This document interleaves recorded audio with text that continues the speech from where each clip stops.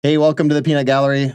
We are going to start today off a little bit different. For those of you guys who are aware, maybe you're watching this way later on or you're watching this another day, we have faced in our community in London a horrific attack yesterday that left 4 people dead and one clinging to life. A attack that, from what we understand right now, was based strictly on motives that they didn't like the person's religion.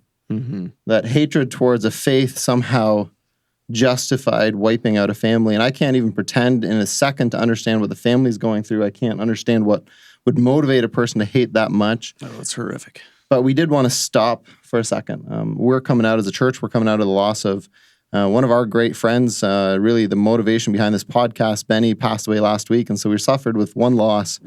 And so to hear the loss of basically an entire family wiped out is unreal. And so we wanted to start, we're going to pause. We're going to take a moment of silence. I want to pray for the community. I want to pray for their family. I want to pray for their mosque. I want to pray for the people in London who are really, really struggling. And so why don't you do that? Why don't you just join us? Just take a moment and just take some time to reflect.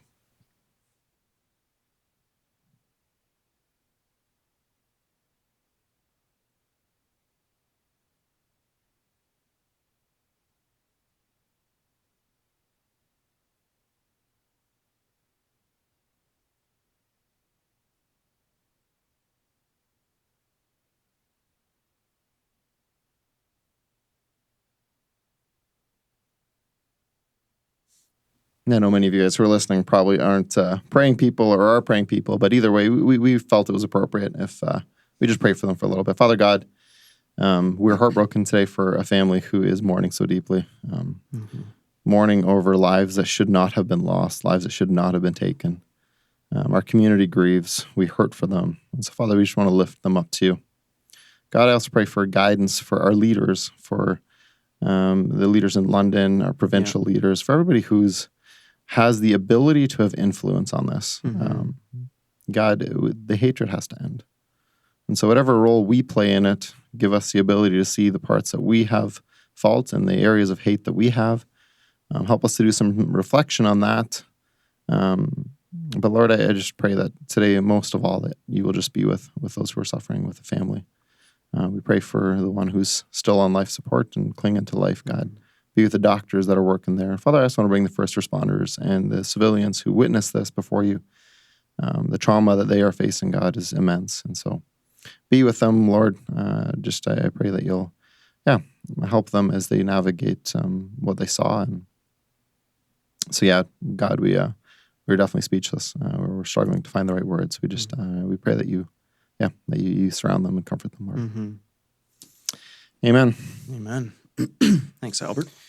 Yeah, no, it's when you do these things, you want to stay lighthearted. We love it. We love laughing. That's the whole thing. But when I heard the call come in last night, and I have some friends who are London firefighters, and so they'd already posted, they're like, keep the first responders in your mind. And you kind of assumed it was a drunk driver. You kind of assumed it was something like that, or maybe some form of an accident. Yeah, it wasn't in some weird way. You hoped that it was. This just seems so incredibly dark, and so.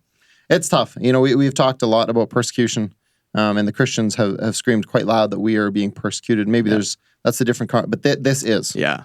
This is without a doubt. This is persecution. This is not okay. This should never be okay. And my hope is that the judge throws the book at him, and I hope we figure out where this hatred comes from, because that's part of it.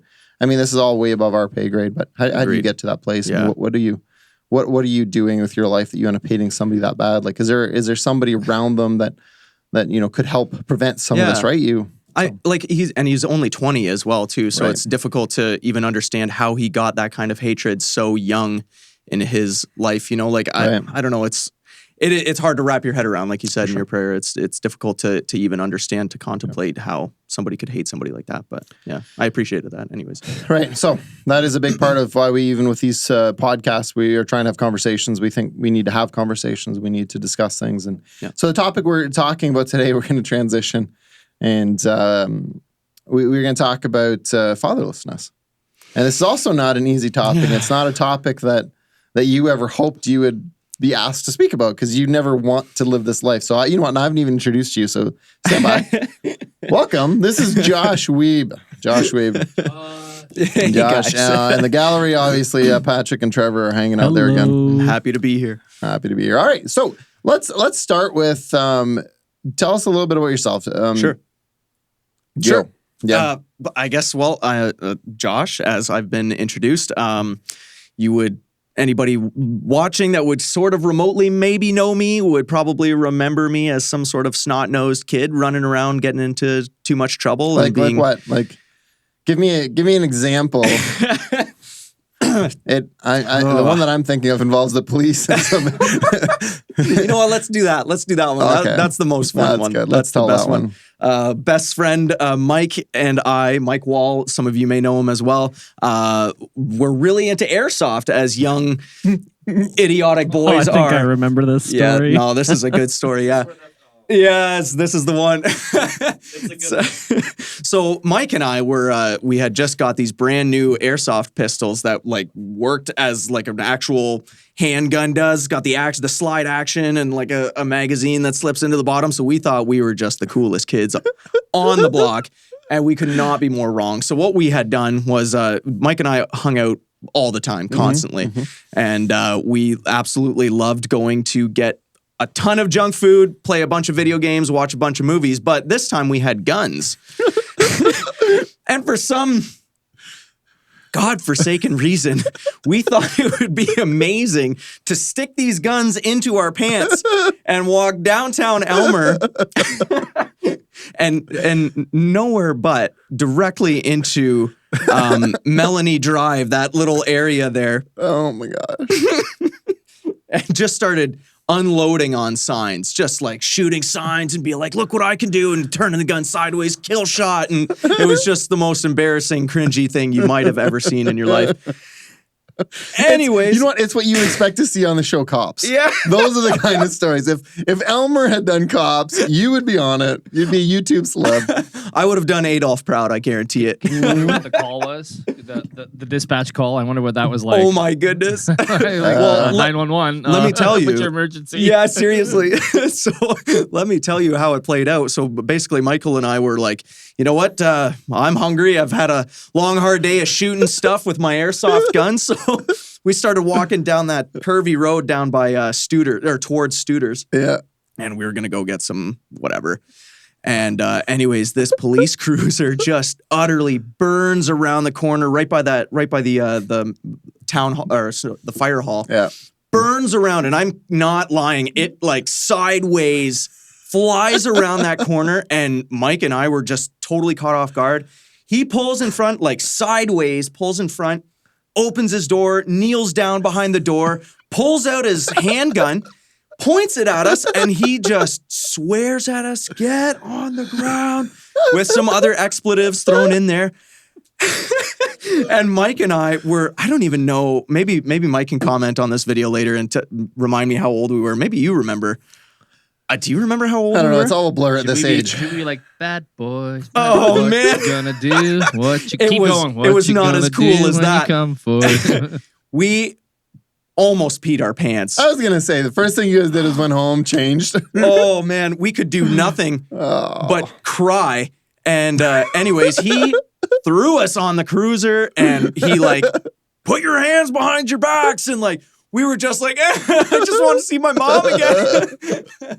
Anyways, he finds the very non-lethal handguns in our waistbands, and took us downtown, so to speak, and nothing like a couple church boys shooting uptown, right? Oh man, we were in the paper as well. And it's interesting. I mean, this is a whole different podcast, but you guys didn't even think about it. Like, it doesn't even cross your mind. Like, some of the things you do at that age where your brain just somehow leaves. It's like not even there. There's no connection. I'm shooting signs. It's so much fun. Yeah, no one's going to think anything of this. Okay, so we had lots of that on another podcast we're going to do with you that we've already talked about. Yes. You also struggled with a little bit of ADHD. A little bit, yeah. A little bit, a lot of like it. A lot. Yeah. And so that's something that'll be fun. That I know I enjoy in my life, that I'm undiagnosed, but everyone around me is fairly certain I should be on a medicine. I could guarantee it almost, yeah. So, but that's another one. Today what we want to talk about, and the reason, let's set up the scene here a little bit. A big part of this was a post you put on after Benny passed. So Benny Fair was somebody who meant a lot to us. Yeah. Yeah. And so he passed away suddenly, well, not suddenly, he was on life support battling COVID in Bolivia, and he passed away June 3rd. And so you put a post on there talking about the impact he had in your life. And so that got us conversing again, because we hadn't seen each other a lot over the last couple of years. But I missed as you were younger, there was a lot of conversation we had. So talk to me a little bit. Okay, so we talked about fatherlessness. So set the scene a little bit. Sure. Do you know your dad? Did that ever give us that backdrop, and then we'll fast forward and talk about that a bit more. Absolutely. Yeah, there's a lot to unpack there, but I'll try to keep it abridged. No, we got time. Okay. So basically, I grew up in a medium-sized family. Father was a little bit misguided, I could say. I believe he was a good man. He loved his family, wanted to give them the world. I truly believe that. But along the way, kind of got lost, I think, a little bit focused on money a little bit too much. Ended up running some drugs with the Mexican cartel out in Mexico there in the New Mexico area. I'm not really sure where exactly. Okay. Got mixed up with some very rough people, got into a drinking problem, became somewhat verbally abusive and physically in certain areas sometimes. That kind of came as a backdrop to me, having been a product of somewhat, well, I guess not somewhat, but a promiscuous relationship with him and another woman outside of his current marriage. So there was that scenario. So I was born out of that, but my biological mother was extremely abusive to me physically. As a child. I was a very sickly boy when I was born, cried constantly. I had to have a major operation so that I could basically stay alive. And so there was kind of that. And then because of her abuse, then custody was gained over me. Long story short, my father landed in prison. I didn't really see him a lot, probably in my formative years, somewhere, I want to say, I don't know. It's actually tough for me to pinpoint. I want to say, but it's probably wrong, somewhere around 8 years old and on. I didn't really know him, but I do have some memories of him. I remember him caring deeply for me and things like that. But once he got landed in prison, then it was just kind of up to my mother, who lovely lady, just a hero among heroes, having to mother all of us and having to deal with the emotional stress of everything with her husband. And then come later on in his life, unfortunately, got mixed up with another lady out there and ended up drinking a lot more and getting mixed up into some really dark things.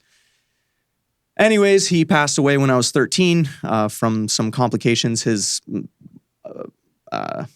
any operations that he had to save his kidneys wouldn't take anymore. His skin couldn't even hold the stitches together anymore. So it just kind of all went off the rails from there. So around 13 years old, I lost him, essentially. Okay.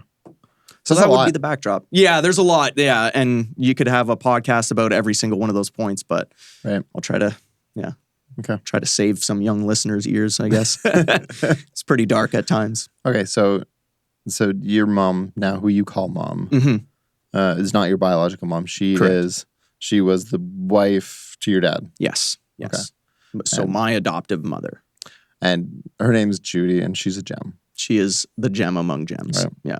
So we have a ton of respect for her. So yes. I'm assuming she will listen to this. Oh, I hope so. Mom, I love you. Hi, Mom. You sound like Patrick already. He always does that too. Hey, Mom. That's awesome. Well done. Well done. Thanks, buddy. Okay, so what we want to do is we want to talk some reflections, because I mean your story, there's a big part of it where you feel sorry. And on my end, there's a lot of empathy, there's a lot of sympathy, there's a lot of every feeling. You go, man. But at the end of the day, those things alone don't help a whole lot, because you still got to live. Yeah. You still got to grow up. You still got to get through your teen years. Yep. You still got to. And so what we wanted to talk about today, and I think that's kind of what we wanted to focus on, was what are some of the things that, now knowing this, how do we navigate life? Because you had been through a lot. I mean, you would have every excuse in the book to throw away your life. You'd have every excuse in the book to say, forget this, I'm going to drink, my life's garbage, to blame the world, to be a victim. Yep. You have all of that, but you've chosen not to. Mm-hmm. So why don't you talk to me a little bit about maybe some of the, start wherever you want to start. Sure. On some of the reflections kind of on how you navigated that post-13. That's a great, I'm going to sip my water here in pensive. Pensivity there. Side note, the new mugs are out. So we are slow. Yeah, don't break them. They're new. So we have some merch coming out. Quite excited about that. We're going to try to support some charities here in a bit. So I will that is drink kind all of the my plan. morning coffees out of this. Absolutely, 100%. Okay, well, I guess the way that I would start is by saying yes, 100% agree. Every reason to let my life go off the rails. Every reason to say no, screw you, God. You know, you left me, you abandoned me. Right. Every reason for that. I completely agree. And there were times that I tried, and there were times that I got very close to ending my life for good. And I will 100% honor those times and bring them to light. I'm not ashamed of that. It's a heck of a ride, not growing up with a father. And it's a heck of a ride having ADHD and all of the fun things piled on top with that. Because we always see the happy side of ADHD. It's always like this crazy whatever dude doing whatever. But yes, which is exactly what you were. Yeah. You were not fun to teach, but you were really fun to hang out with. Agreed. I hope so. I hope so. We liked you. Yeah, fair enough. I mean, does my mom still send you checks for... Yeah, she does, but to pay you for saying that on the air. It's okay, well good. Worth Very it. good. Well Very worth good. it. You know what? She doesn't have a lot of money, but she puts it where it matters. So that's important. But no, I would say yes, but also it's important to honor the people that stood behind me.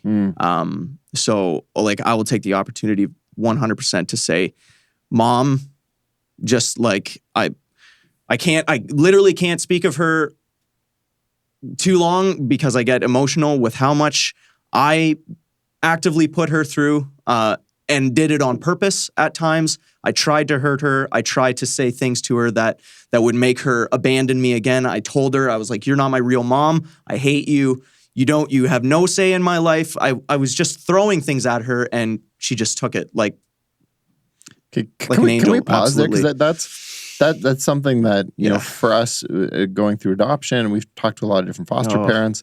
I mean, even when I have you a lot of respect for you guys. get through divorce and remarriage, and you end up trying to parent somebody who's not your biological child. Yeah, exactly. Do you remember? Because I mean, obviously, psychologists talk about it a lot, and they talk about acting out and kind of pushing away and all that. But do you remember why you would have done that? Like, what was it that drove you to try to hurt, from an outsider's point of view, the one person who was actually just loving you? Exactly. Yeah.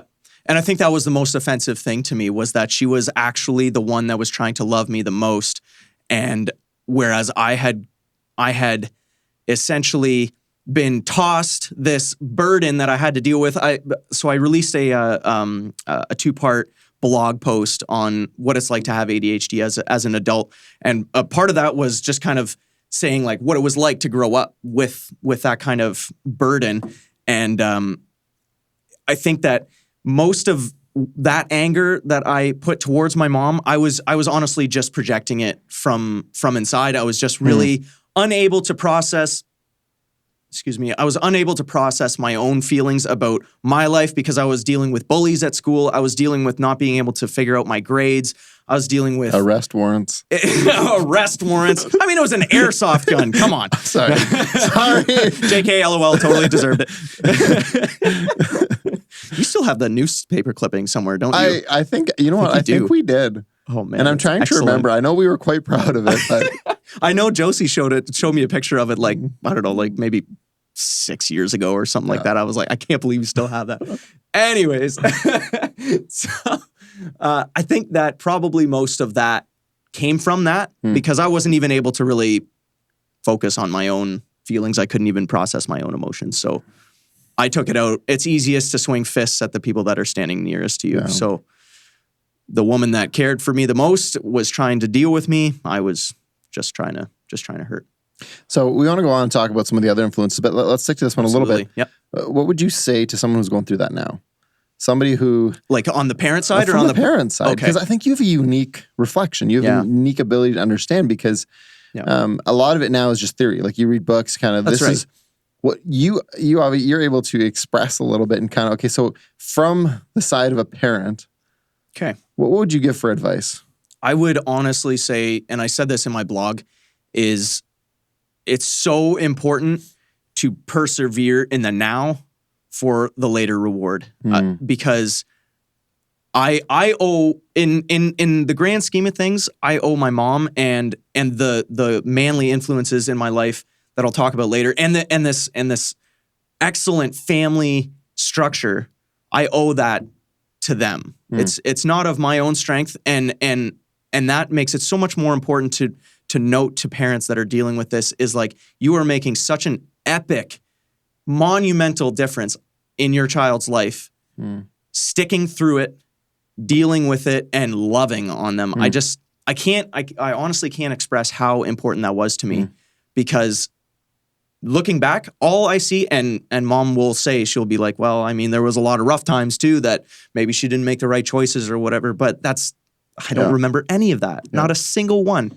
It was the moments that I was freaking out when I knew I was acting out of line on purpose, maliciously, that she stuck to her guns. She said, the Lord will provide. She said, the Lord is here with me. The Lord is my strength. Those are the times that I remember. And that's what I would say. Perseverance, it has to be key. It has to be.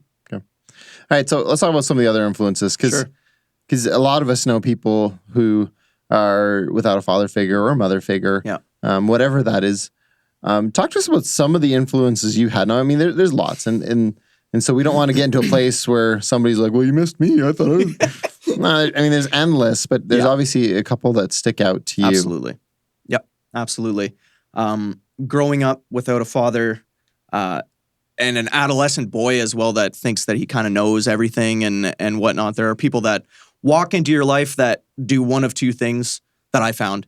They'll do one of two things. One side of the coin is the negative side, which they'll be like, well, you'll never be the man that, you'll never be a full man. Been told that multiple times. Growing up as a kid, and by kid, I mean like 16, 17, 18. You think you know the world, you're 100% wrong, but you're still trying to figure things out. But then there are older men that come into your life that say to you or say to other people, Josh is just never going to really reach that level, right? Because he just doesn't have a dad. He doesn't, and it's almost like a write-off. It's like selling the farm before, it's stacking the deck against these kids before even giving them a shot, before even being that light in their life, that masculine impact on their life. So you're writing them off, essentially. And so that was very painful for me to have to deal with. Do you remember specific moments? Like, are you dealing with... 100%. I mean, you don't have to say names, but moments where... Yep. There was a moment where an older gentleman had told somebody that I cared about that just so you know, Josh will never be complete. He will never be full and manly enough. I'm paraphrasing, but it was essentially, that was the gist of it. And honestly, that rocked my world. That's something I kind of still deal with today. I always have this tendency of feeling like I'm just a step below, right? Yeah. Well, just so you know, you're not. You're a freaking awesome guy. Thanks, from where we're sitting. Thanks, buddy. Pretty manly. Thank you. and manly in a way that's like extremely positive, because you're very free with who you are and your emotions, and that is actually more manly than what most men can be. I appreciate that. Thank you. I really do appreciate that. Coming from you guys, who I see you're a great example. as wonderful men, that's important for me to hear. Look at us. This is a love circle around here going on, eh? Trevor, you want to weigh in on this? Well, Dad? So great. No, so like I don't want to focus on that though, because that is... But I think it's important because... So here's the thing. Totally. Here's one. The longer you live, the more you realize, and this is why often, especially in moments like that, I end up shutting up, because you're afraid to say the wrong thing. And so I don't want to put this into people's head to go like, hey, if you see somebody without a dad, just shut your mouth. Don't say anything. Don't say a word. Yeah. But to understand that when you're already in a place where you feel more vulnerable or more scared, or you're already in a place where you feel like you already were robbed a little bit, you're already missing your dad, and then somebody says, "Oh, and FYI, because of that, you're now," that's. And so I think we need to be aware of the things that we say. We need to be aware of how we say them, because there are a lot of kids who grew up with terrible parents who turned out to be phenomenal. Absolutely, people. Yeah. Who grew up with no parents, who turned out to be phenomenal. Yeah. And then there are kids who grew up with great parents who just, you're like, I don't know what happened. You fell off a tree, right? So I think every branch on the way down.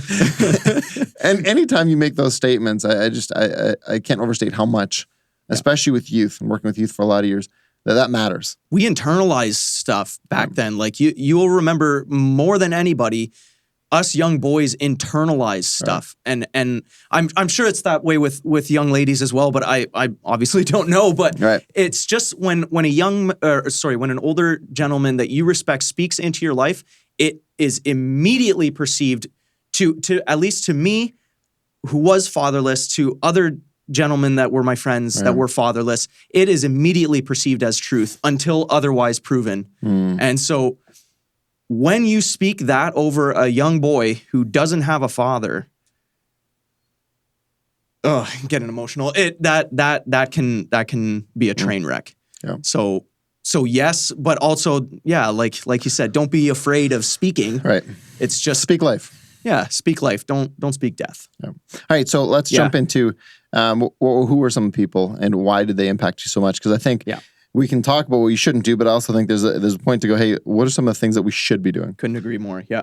And that's what I owe most of it to, is men that stepped in and taught me aspects of life and aspects of the Lord that I needed, that I didn't have. I fully believe that a father's role, and I don't have kids, so I'm just saying this, but I've seen good fathers and I've seen what they can do, how they can speak life into their families.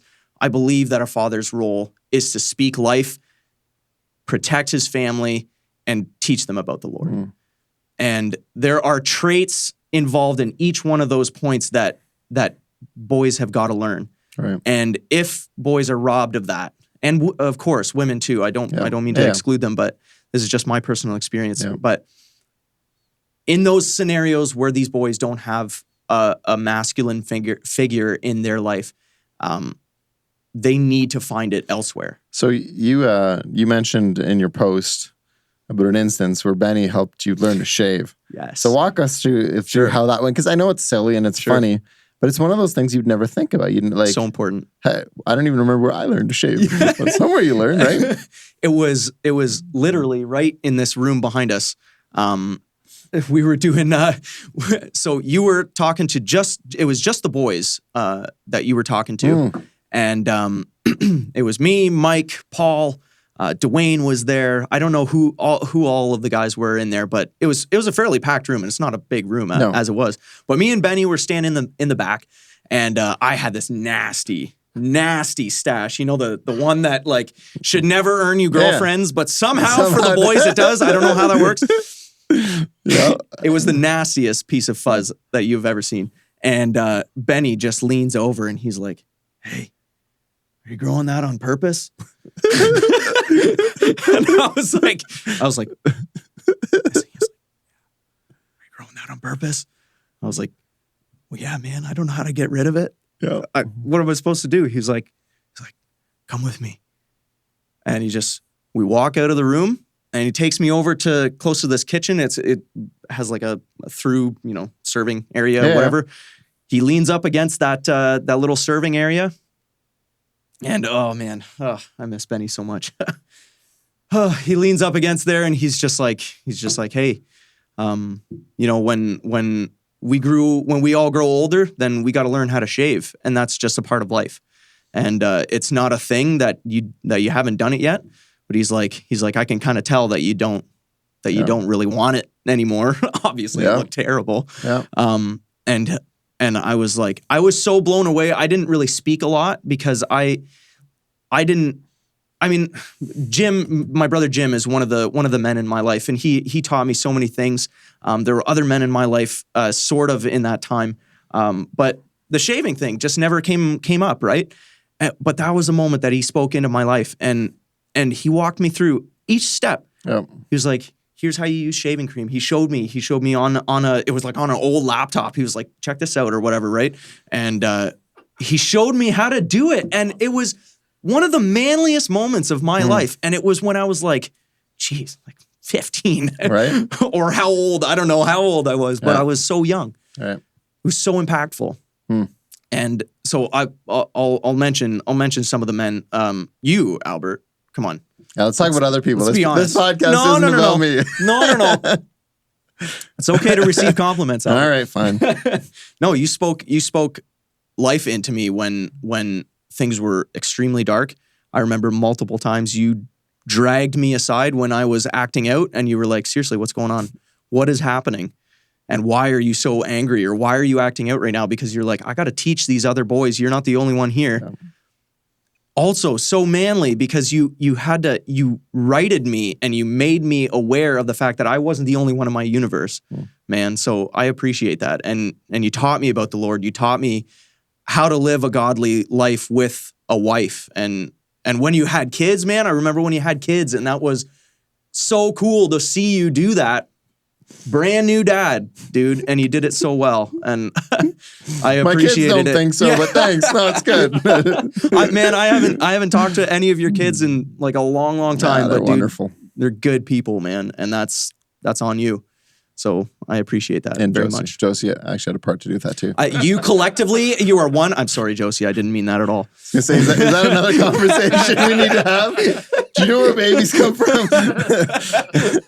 It's holding hands, right? It's only, yeah, okay. Yeah, just somebody said today, don't do laundry together. That's your biggest thing. Oh man, so we are doing it right then. Yeah, no, you're doing great. So let's a couple of minutes we got left here. Sure. I'd like to talk about some of the reflections you have looking back. Okay. Some of the things that you're like, man, these are things I wish I would have known. Other things you would tell yourself at this stage. Because I think there's a lot of boys growing up like that. And it doesn't even have to be without a dad. For teenagers, and I was like that, where for whatever reason, I bucked against my dad as a teenager. And a lot of guys do. And so that's where that whole, it takes a community to raise a kid, I think is so valuable because there's so many different voices. Couldn't agree more. What's some of the things that you would kind of looking back, reflect on, and share with those who are listening? Yeah. Just like for the dudes that are growing up that don't have a man in their life, like find one, guys. Like it's not that hard. There are men all around you that are trying to speak into your life. They're trying to figure it out with you. They're trying to walk with you. Don't be prideful. Just get into it. It's not cheap. It's not a bad way of living when you address your own emotions. It's not. So let me stop you just for a sec. Yeah. So I'm, I know of a kid who I know doesn't have a dad. Yeah. How do I do that in a way that somehow doesn't make you feel awkward? Like, because I think there's a lot of guys who are like, man, I would like to, sure. But how do you start that? Like from the guy, the fatherless boys. Standpoint. Oh, okay. From the adult standpoint, because I mean, obviously you as a teenager, I remember you as a teenager. Yep. It's not like you were out there with a sign saying, someone love on me. Yeah. So how do you start that? I don't know if you have anything specific, but like, what would you say to guys who are seeing this going, I know of a kid. Like, how do you start that? What do you think would have worked for you? I am always open to having a conversation. I connect over music. I connect over things that I like. And it was youth leaders like you guys that you and Benny, like, you would take an interest in our lives. And even though I was this silly teenager who thought he was everything to the world and God's gift to the world in general, you even drilled down to the points where it was like, hey, what kind of video game are you playing right now? Or, hey, what kind of music are you listening to? Can I listen? And then just let them talk, right? And it's just like, it was important to me that people took an interest in the stupid things that I took interest in. And I think that for men, maybe we can all agree. I'm not sure, but like it is weird when somebody tries to come into your life like that. It is kind of weird because you're just like, it's all good, man. Like I don't need this, But it's like, if you do need this, then it's so important for men that you respect. Right. They have to be respected by this. Sure. It's important for those men who are respected by this guy to just be like, hey man, I'm here for you. I'm praying for you. If you need anything, here's my number. Yeah. Don't text it, whatever you want to do, but just know that I'm here for you. And that has worked for me in multiple scenarios where I've been able to speak into other men's lives like that. One thing we learned a while ago in a marriage thing that I thought was interesting was just that the wife, she was talking with wives, she's like, don't just sit your husband down and be like, hey, let's talk. Do something with them. Sure. And I feel like it's the same thing with you guys, whether that was music or sports or skateboarding or whatever that was. Yeah, exactly. Going around shooting things. Right? And we always, our motto always with youth back in the day was when I was leading youth was that if we're not actively bugging the kids in the sense that whether it was tackle football or soccer or goofing around, if you're not making that kind of a contact, later on they're not going to listen to you. No. Somehow with guys, and so that's one thing I would say is figure out what they enjoy and do that 100%. With them. Do that with them, enjoy that. And then if they decide to talk, then they do. Yep. And if they don't, then they don't. In the end, some kids, I mean, you're a bit more of an open book. Yep. There are adults that I know who are significantly older than you who still can't find words to articulate what they went through, right? And so. Absolutely. All right, what else? We got a little bit of time left. Sure. What else would you say? Well, so like I said, like I had various men in my life that taught me various things about. They kind of all filled this father position. So not only would I say to guys like that to find those men in your life that you respect, but also like hang out with good dudes. Like find good people that you can be with, that you can hang out with. And that they don't tend towards getting into trouble. Like I actively looked for guys that were like that. Right. And like, well, like the guys that here, they weren't really like that, right? And I was blessed through that. But there were many dark moments in my life where I went to the friends that did want to do drugs. They did just want to smoke weed and get laid and just do whatever, right? And didn't care. And I knew as soon as I started down that path, but there's no way that I could have thought myself out of that. Right. I couldn't have fought myself out of a wet paper bag in the way that my emotions were. Yeah. So it is so important to have good influences in your life. Like find good friends and become lifelong friends with them, I would say. And also give credit where credit is due. Your family loves you. Right. They're gonna bend over backwards for your safety. They're gonna bend over backwards for the good of your upbringing. So eventually you got to put down the facade of I am all that I need. And you have to understand that we need more than just ourselves. We need the Lord. We need our friends. I don't know. It's beautiful. What do you think about that? It's fantastic. I like it. Hey, it worked for you, my friend. I think so. Right. I think so. Okay. So no, this is awesome. We're going to shut her down. Yeah. For sure. We could go on a long time. There's more here than I thought. Even like that's. I don't even know if I've heard all of your story, and so some of your details, even I wasn't even sure. So really, and again, that could also be my lack of memory. So I'm not saying you haven't said it. Same. No, it's what one of the things that I really wanted to kind of as a shout out at the end was there are single parents who are struggling with whether they're enough. There are people who are parenting kids who are not their own. And I think you are, and what you speak of really is evidence that, what matters. And yes, ideally, in your ideal world, your biological mom and your biological dad are in love and everything's happy. Yep. But we don't all live in that world. We don't all get the opportunity. Even as we grow older, I mean, you all hope your marriage is going to be like that, but it isn't for everybody. Nope. And there are going to be struggles. There are going to be people that make poor decisions. And we all have this, that's the way it is. Yeah. And we all have this presupposition that like when we're born and when we get into these scenarios, oh man, I don't have a dad or I don't have a mom. And it would be perfect if it was. But if I did grow up with my bio mom, I have no idea where I would be. Right. She was into drugs. She was into some really dark things. And I would not be better off by a long shot. I would probably not know the Lord. Yeah. Maybe. If I was there. So it is not necessarily better that you are with your bio parents. And that is a whole other thing that we can unpack. But it's it's the Lord's leadership and it's good masculine leadership in a young boy's life that I can say from my experience that is the key. That's how it's always been for me. Awesome. All right. Well, thanks for taking the time. Thanks for speaking so honestly. Really appreciate it. Learned a lot. Thanks for listening. We will see you on the next one. looking forward to it. Right.